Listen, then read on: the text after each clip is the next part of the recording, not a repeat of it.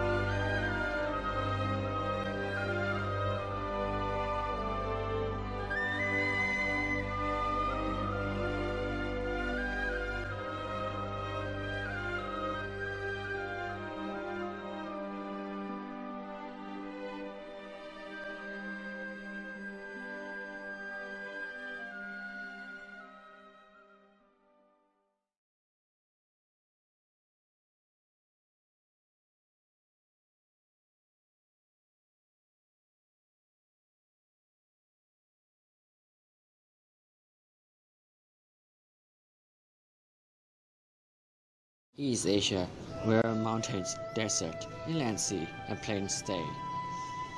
It covers 12 million kilometers squared and is 15% larger than Europe. Many mountains are located in the inner parts of China and Mongolia.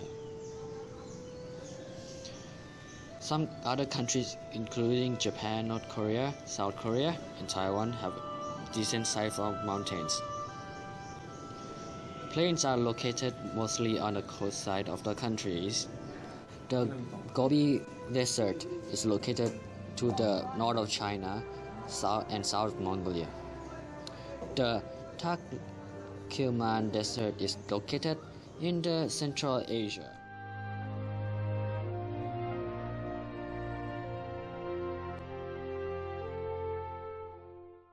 Temperate climate covers Southeast and East Asia. It is China, South Korea, Taiwan, and half bottom of Japan. The Tibet area is mostly mountains and snow. Southern parts of Mongolia and northern China is either semi-arid or arid. North Korea, Manchuria area, and northern Japan are under cooler, humid climate.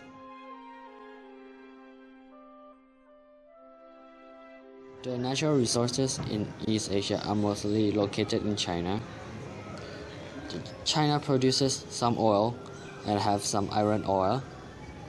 Japan has coals and some other materials. North and South Korea, Mongolia, and Taiwan have limited natural resources, so they have to rely more on manufacturing and process some agricultural goods. In agricultural zone, China produces the most wheat, rice, and barley to feed its population.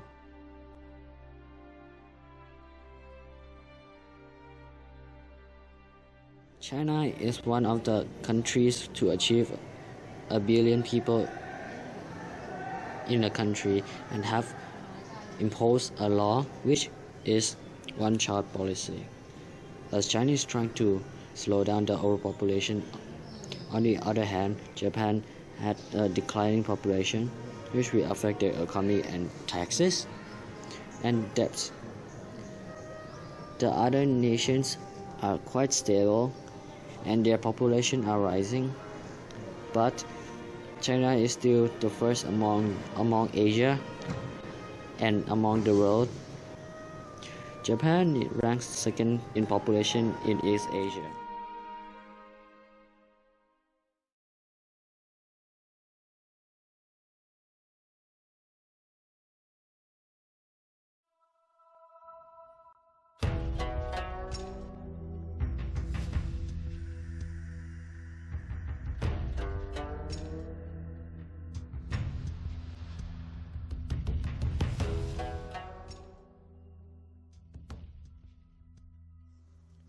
Culturally, most of the countries are linked to China, since China is one of the earliest civilizations on Earth, and during the Tang Dynasty, Their culture spreads outwards on the country and brought the Sinocentrism.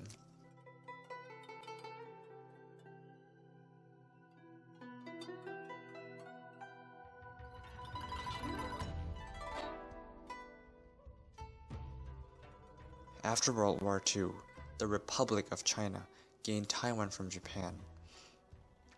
But due to political issues, Taiwan finally made itself apart from the mainland of China. The population of Taiwan is about 22.8 million, according to July 2007. Most of the population are consisted of the Hakka people, the aboriginals of the island, 14% mainland China, and 2 others. They mostly believe in Buddhism. Their government are multi-party democracy.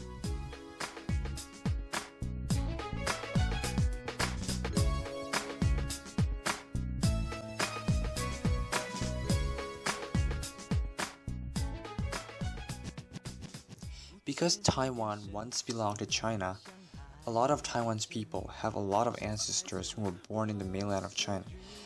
They're divided into 3 groups based on the dialects of Chinese they speak: the Taiwanese, the Hakka, and the Mandarin. Many Taiwanese are from China before 1949, when China fell to communism.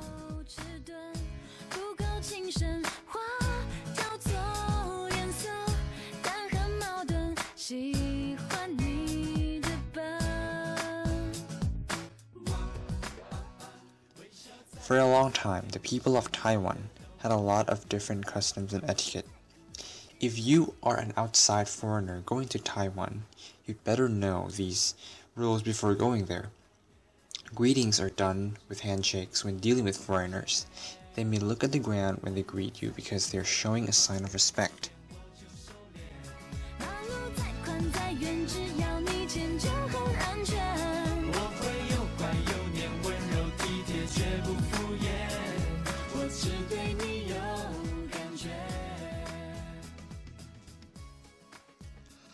Next, when you give a gift, there are many things to consider. Gifts are usually given at Chinese New Year, weddings, births, and funerals. Taiwanese like food and good quality wine. A gift may be refused at first, but an attempt to offer the gift again without making it a forcing matter will cause the person to accept the gift later. Sharp tools are not given since they are meant to cut off relationships. Clocks, handkerchiefs, white flowers, and chrysanthemums mean death. Do not wrap gifts in white, blue, or black paper. Do not give gifts with odd numbers. And also avoid giving 4 pieces of something because they mean bad luck. Give 8 pieces because this indicates good luck. Avoid giving things made in Taiwan. When in communication, Taiwanese loves sharing deep and contextual understanding in order for a message to be understood. Brief messages are not preferred. Short and direct communications may be considered as rude.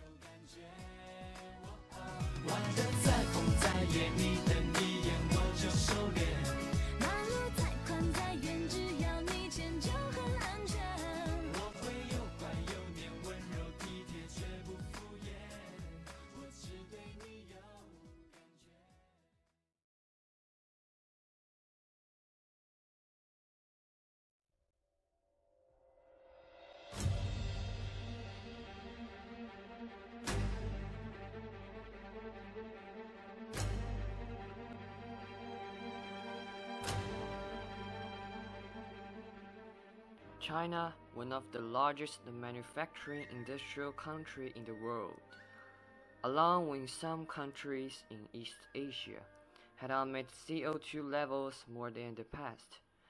Japan right now are going to ECO with the rest of the country around East Asia. China still have a huge problem with air pollution and quality levels of products.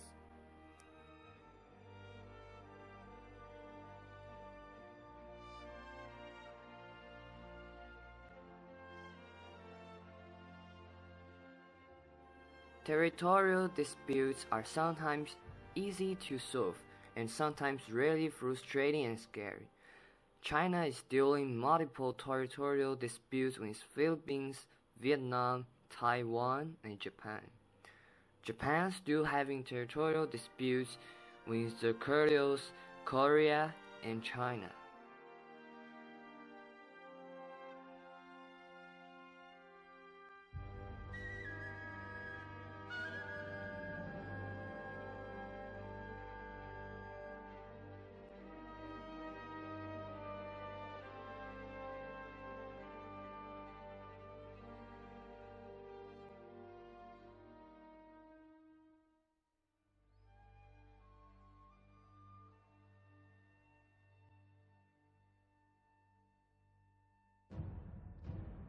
The political issues are very scary, enough to make one huge war between China and Japan.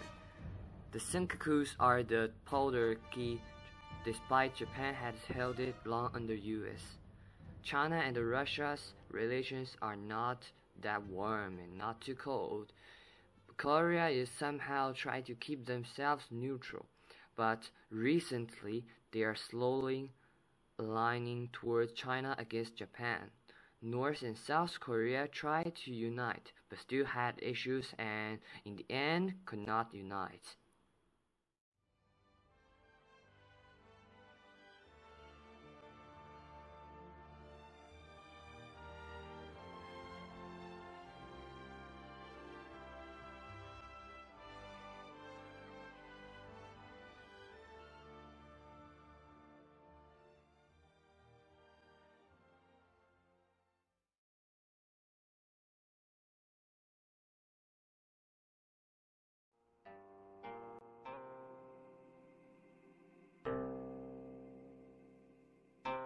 East Asia is still like the other parts of the world, and yet different in a way that how they deal with each problem and what difficulties they have to pass. The region will shape the world in a few years, in which we will see